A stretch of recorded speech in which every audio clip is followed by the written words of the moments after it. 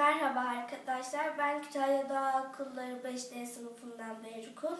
Sizi cam hakkında bilgilendireceğim.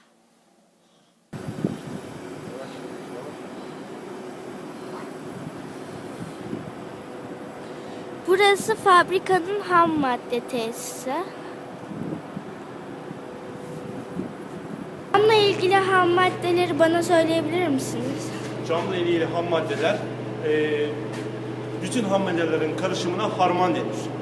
Burada 8-9 çeşit ham madde var. Mesela bu fosfat, bu kalker, bu dolomit, ileride soda ve en sonunda kum. Bu ham maddeler, bunları kantar. Verilen reçete değerinde, kilogram olarak söylüyorum. Bu aletler tartar. Burada tartılır. Bu silodan ham madde gelir. Burada tartılır. Bu tartılan ham maddeler aşağıda basınçlı kap var. Büyük basınçlı kap. Hava yardımıyla yukarı çıkar. Orada büyük mikserler var. Orada karışır. Daha sonra bant yardımıyla fırına gider. Kaba olarak bu şekilde. Teşekkürler.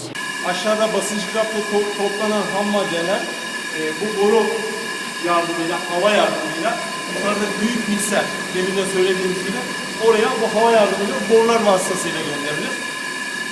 Bir de mikserlere çıkalım. Onlar da ilginç, görülmeye değer. Teşekkürler.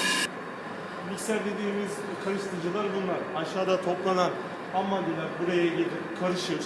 İçine bir miktar su verilir. Tozulmaması için. Buradan aşağıda bantlar yardımıyla fırına gider.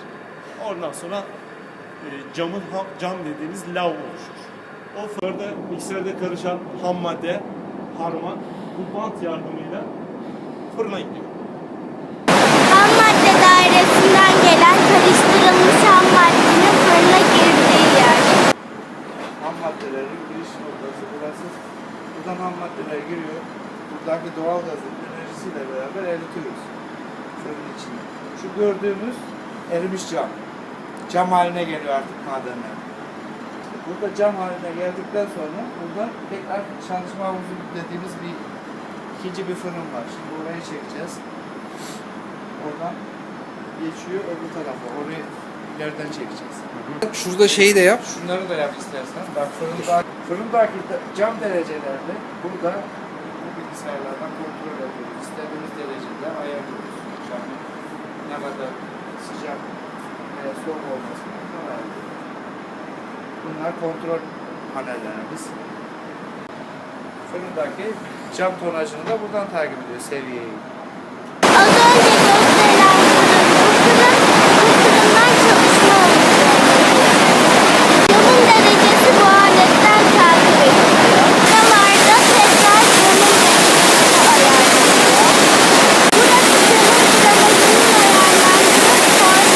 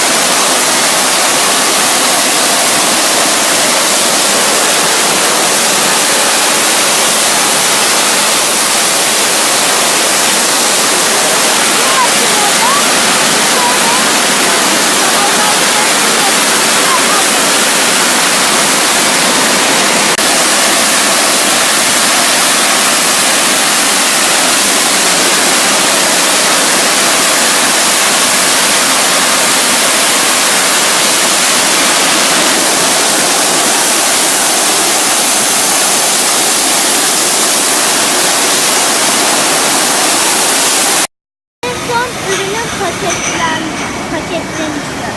Devam et. Burayı al. Sonrası makineye geçiyor. Oradan adet ne oldu? En son ürün burada paketleniyor. Paketlenip palete geçiyor. Palette Gidiyor. Müşteriye mamul olarak gitmeye hazır.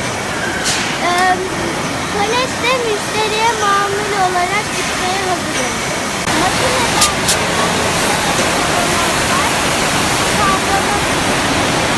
Avlama kuyruğunda ağır ağır çıkan şişeler ve kavanozlar kalite kontrol bölümündedir.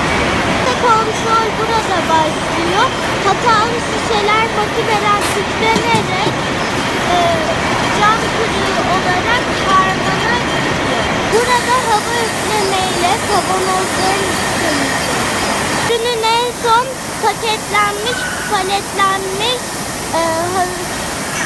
hazır hali.